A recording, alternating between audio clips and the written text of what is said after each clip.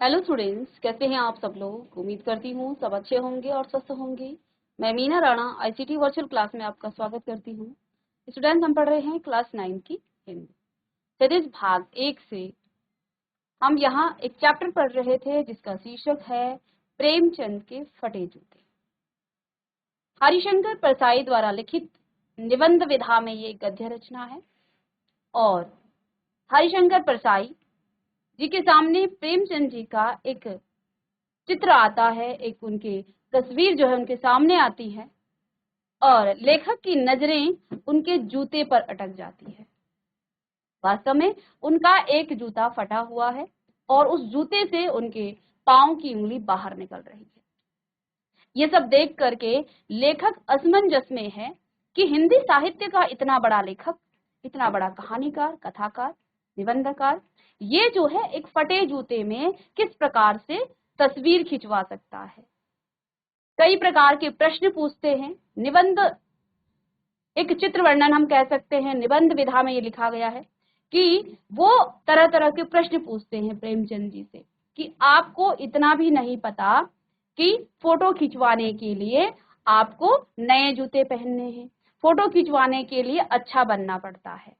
तो वो जो है कई तरह के प्रश्न करते हैं प्रेमचंद जी से कि आप इतने बड़े साहित्यकार होकर भी, आप इतने बड़े हिंदी साहित्य जगत में इन्होंने अपनी एक जगह बनाई है, आपको इतना भी नहीं पता कि फोटो खिंचवाने के लिए अपने जूते आप ढक लेते। क्या आपको फोटो खींचने का तरीका नहीं पता? क्या आप जो है फोटो में और जो आपकी असल जिंदगी है उन सब में आपको फर्क नहीं पता? कई तरह के प्रश्न पूछते हैं। तो पहले तो वो कहते हैं कि तुम्हारा जूता कैसे फटा, आखिर तुम्हारा जूता कैसे फटा। यह हरिशंकर परसाई जी ने कहा कि जूता मेरा भी फटा है, लेकिन मेरा जूता नीचे से फटा है, उसका तलवा फटा है, क्योंकि मैं जो हूँ मेरा जूता नीचे से घिस चुका है।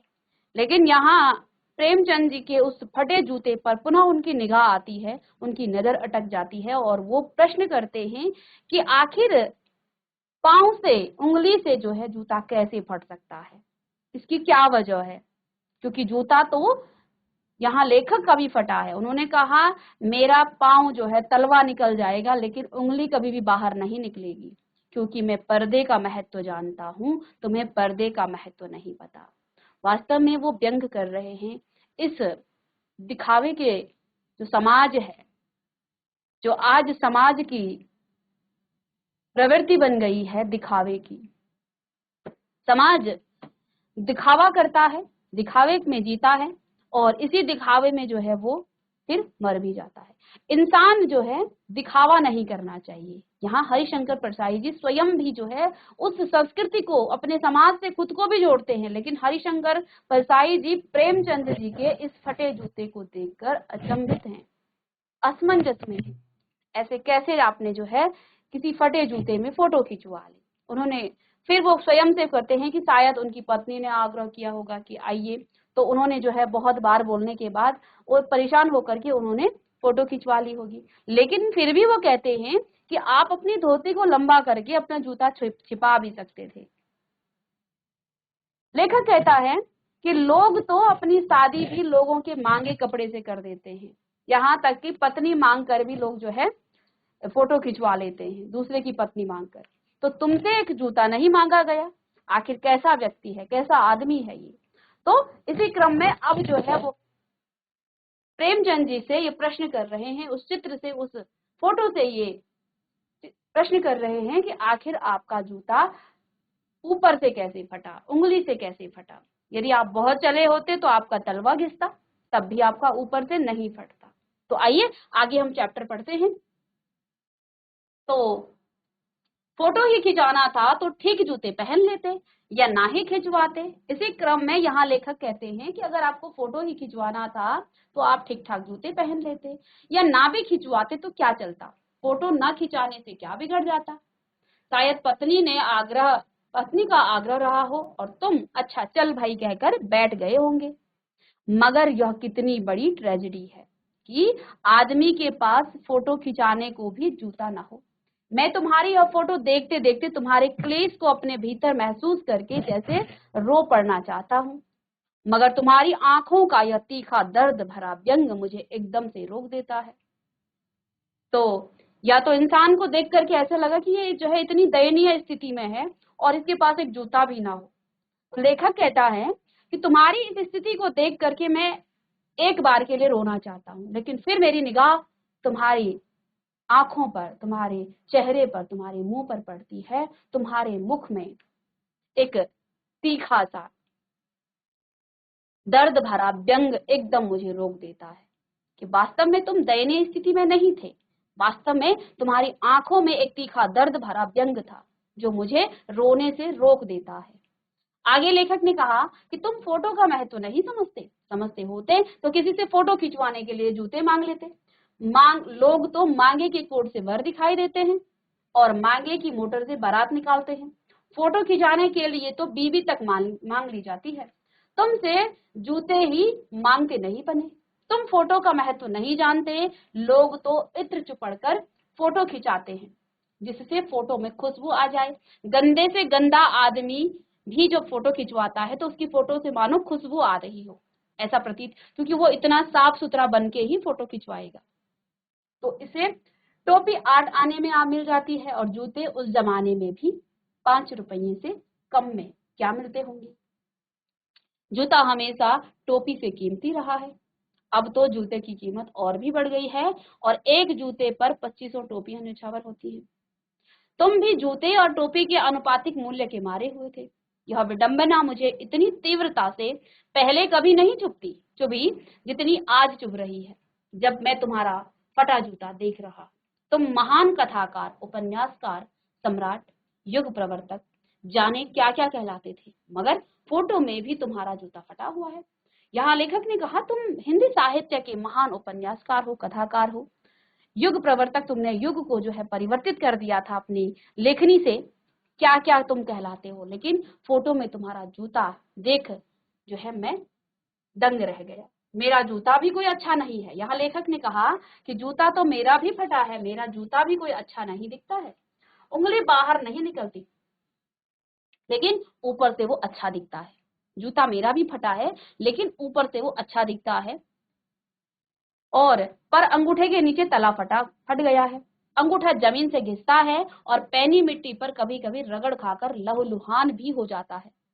पूरा तला घिस जाएगा, पूरा पंजा छिल जाएगा, मगर उंगली बाहर नहीं दिखेगी। तुम्हारी उंगली दिखती है पर पांव सुरक्षित है।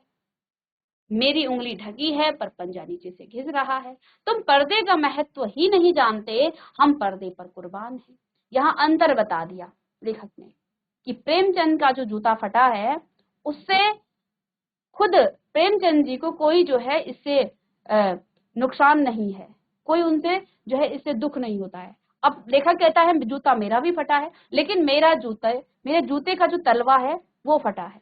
और जब तलवा फटा रहता है जूते का तो जब आप चलेंगे, जहां पर आपको तीखी मिट्टी मिलेगी, उसमें छोटे छोटे कंकड़ मिलेंगे, तो जब आप उसमें चलेंगे, रेतीली जो मिट्टी है, तो आपको दुख होगा, आपको जो है परेशानी होगी, नीचे से आपके पांव चुभेंगे। तो कहते हैं लेकिन मेरा जो जूता है वो ऊपर से सुरक्षित है, देखने वाले को लगता है बहुत अच्छा है, यानी ये दिखावा है।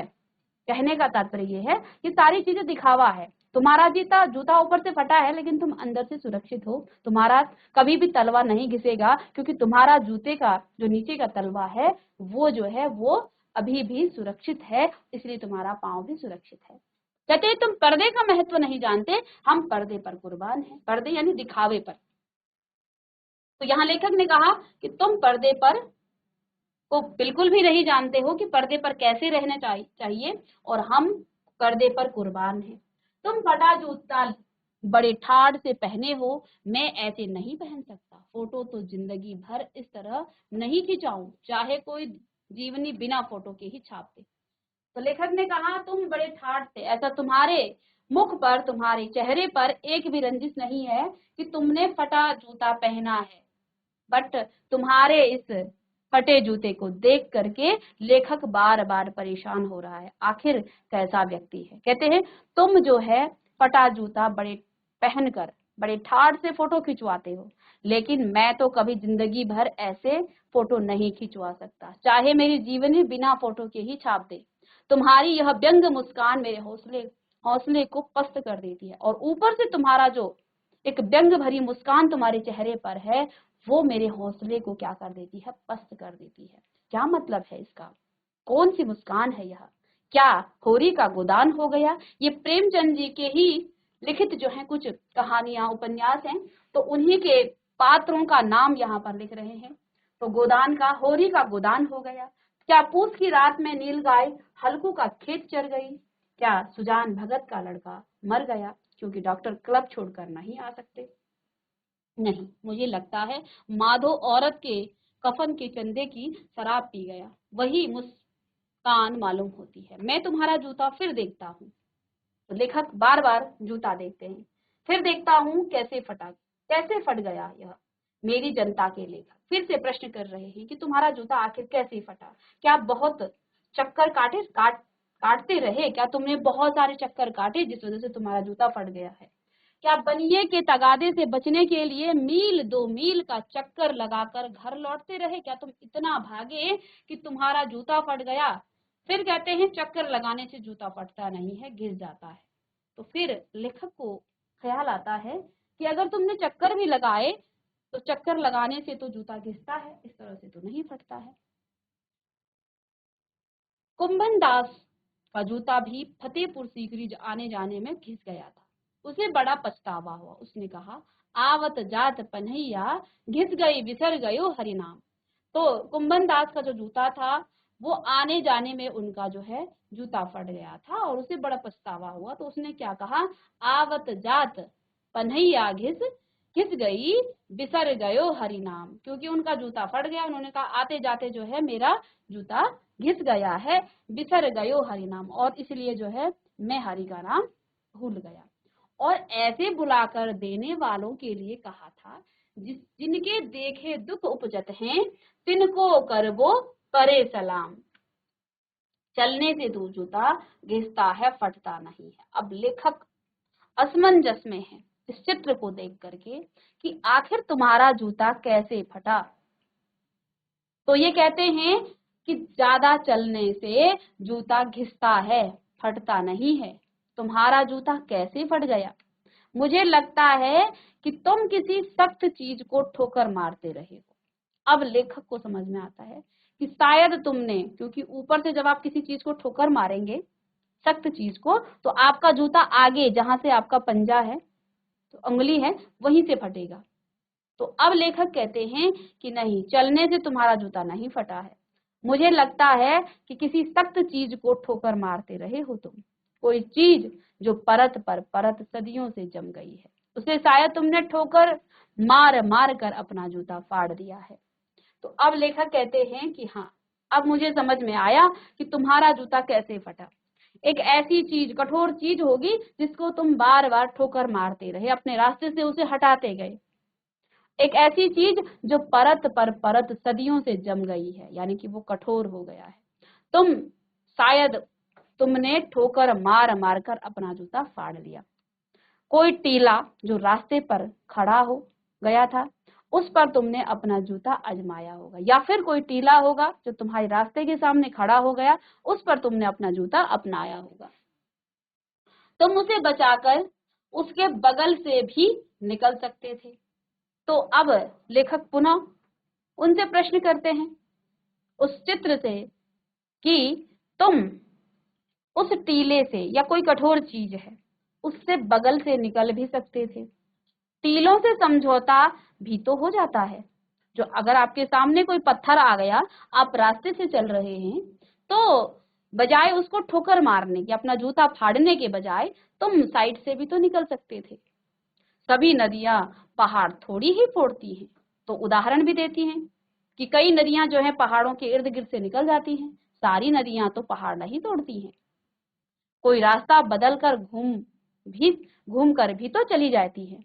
तो अब वो बताती हैं कि प्रकृति भी का भी तो कुछ ऐसा ही नियम है। सारी नदियां जो हैं पहाड़ थोड़ी तोड़ फोड़ती हैं। तो तुम भी ऐसा कर सकते थे, अपना जूता बचा सकते थे। कोई रास्ता बदलकर घूम कर भी तो चली जाती हैं। आपने देखा होगा, नदियां जो हैं, बीच में कोई पत्थर होगा तो नदियां जो है अपना रास्ता इधर उधर से बदल देती हैं और निकल जाती हैं।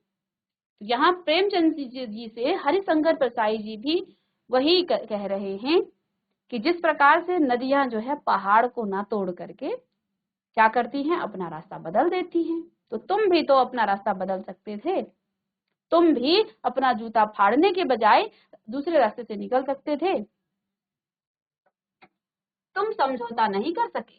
तो अब लेखक पूछते हैं प्रेमचंद जी से कि क्या तुम्हें समझौता करना नहीं आता, क्या तुम समझौता नहीं कर सके, क्या तुम्हारी भी वही कमजोरी थी जो होरी को ले डूबी, वही नेम धर्म वाली कमजोरी। नेम धर्म उसकी भी जंजीर थी, मगर तुम जिस तरह मुस्कुरा रहे हो उससे लगता है शायद नेम धर्म तुम्हारा बंधन नहीं है, तुम्हारी मुक्ति थी।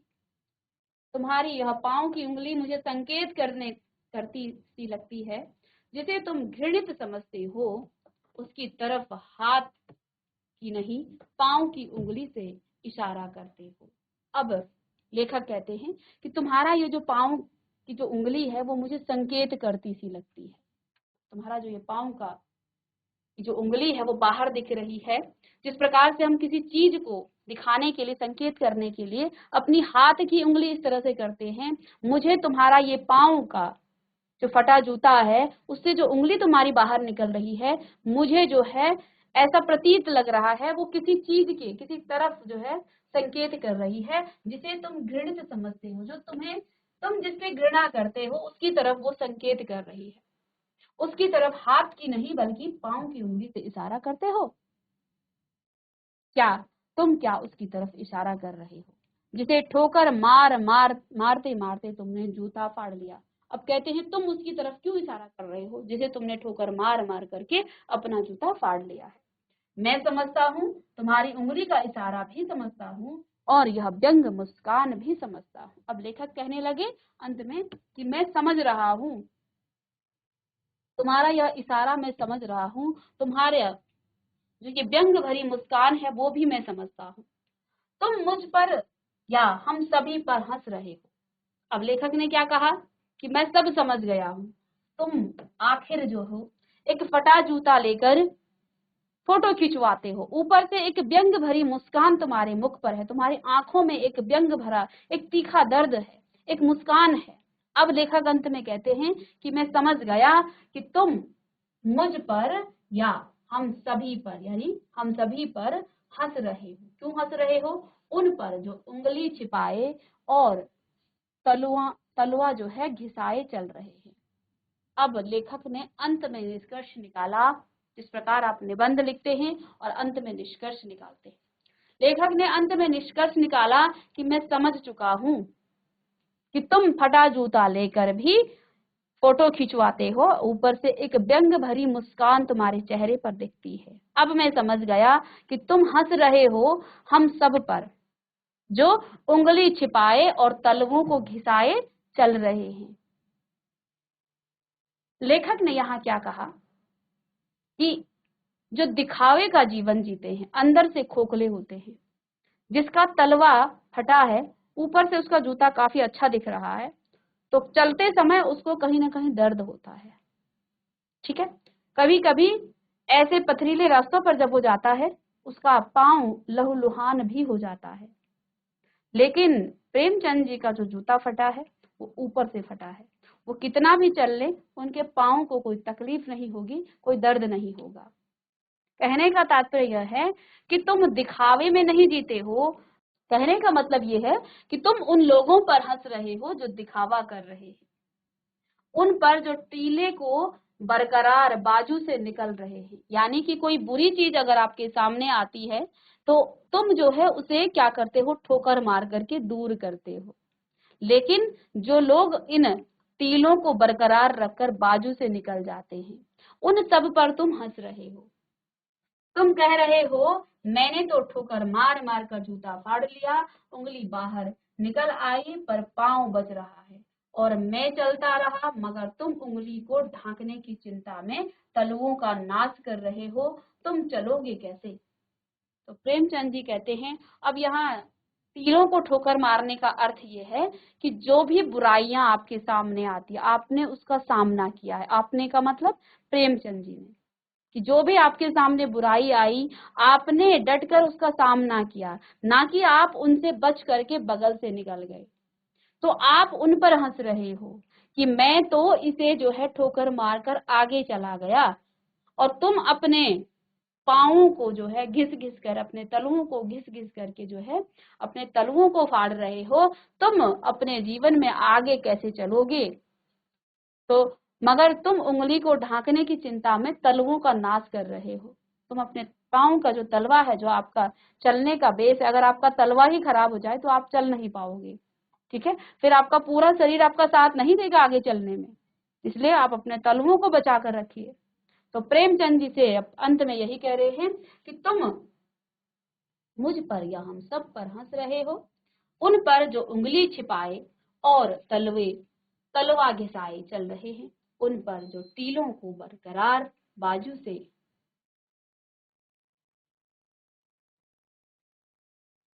जो टीलों को बरकाकर बाजू से निकल रहे हैं। तुम कह रहे हो मैंने तो ठोकर मार मार कर जूता फाड़ लिया और अंगुली बाहर निकल आई, पर पांव बच रहा है और मैं चलता रहा, मगर तुम उंगली को ढांकने की चिंता में तलुओं का नाश कर रहे हो। तुम चलोगे कैसे? तो अब यहाँ प्रेमचंद जी लेखक एक इमेजिन कर रहे हैं, एक काल्पनिक जो है बातें वो सोच रहे हैं कि शायद तुमने ये जो है संदेश दिया है दुनिया को, समाज को, कि तुमने अपने तलुओं को तो बचा कर रखा, तुमने अपने जूते को ऊपर से फाड़ दिया और उन बुराइयों को ठोकर मार मार कर जो हमारे सामने आते हैं, और कई बार हम उनसे समझौता कर लेते हैं। तो समझौता करने का अर्थ क्या है? वो बुराइयां वहीं अड़ग रहेंगी आपके सामने, आपने उसका सामना नहीं किया, आपने उससे समझौता कर लिया, तो वो हमेशा पीढ़ी दर पीढ़ी आपके सामने रहेगी, ठीक है? तो अगर अंग्रेजों के साथ भारतीय जो लोग थे वो समझौता कर लेते तो आज भी भारत गुलाम होता, लेकिन उन स्वतंत्रता सेनानियों ने, उन देश के जवानों ने, हमारे देश के उन महान लोगों ने उनके साथ समझौता नहीं किया, बल्कि उनका डटकर सामना किया।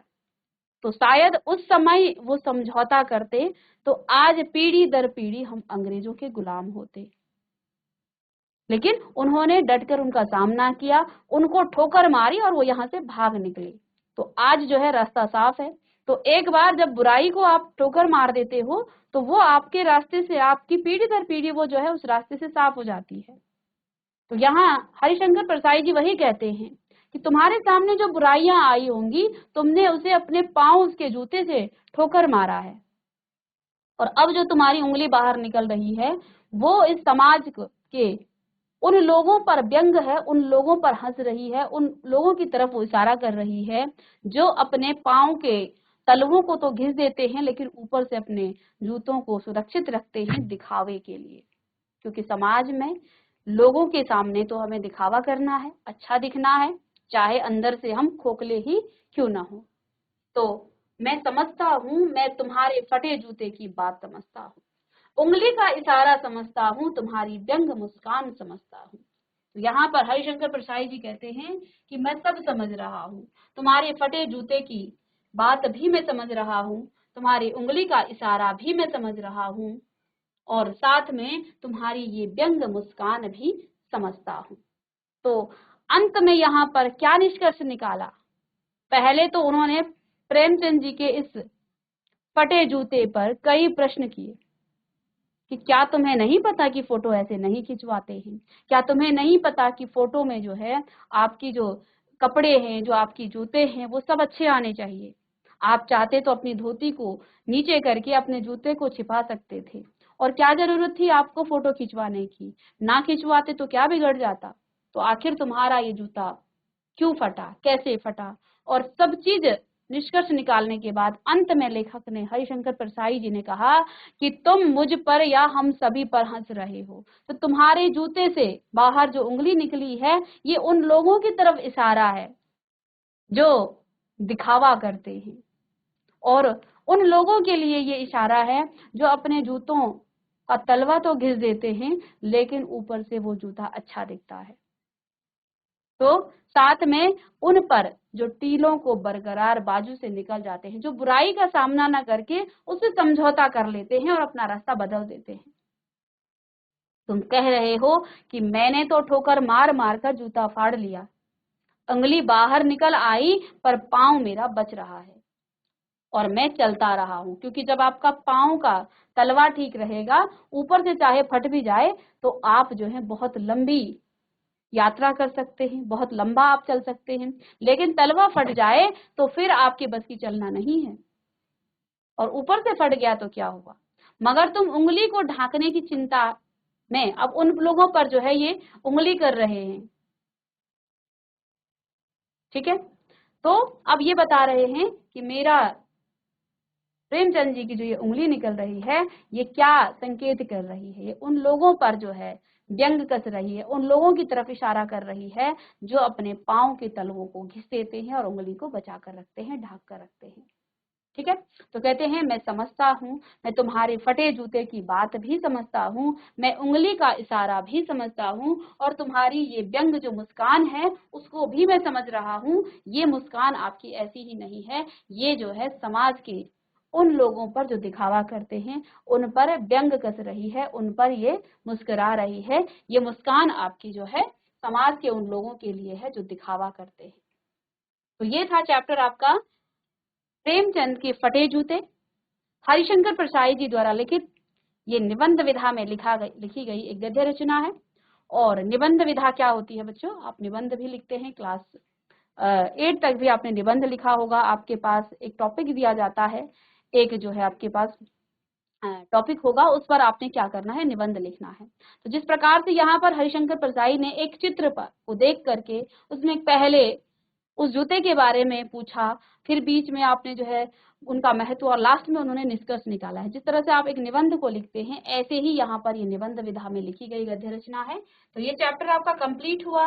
आप इस चैप्टर से आपको क्या शिक्षा मिली और क्या यहाँ पर लेखक कहना चाहते हैं, बहुत ही इंटरेस्टिंग और अच्छा चैप्टर है। तो इसके ही कुछ प्रश्न उत्तर हैं। तो चलिए हम प्रश्न पढ़ लेते हैं और नेक्स्ट क्लास में हम प्रश्न उत्तर करेंगे। तो चलिए, तो इन प्रश्नों को आप नोट कीजिएगा, ठीक है। और इसके बाद नेक्स्ट क्लास में हम प्रश्न उत्तर लेके आएंगे, साथ में एक छोटा सा सारांश इस पाठ का, ताकि हम प्रश्न उत्तरों को अच्छे से कर सकें। मिलते हैं नेक्स्ट लेक्चर में, तब तक के लिए थैंक यू।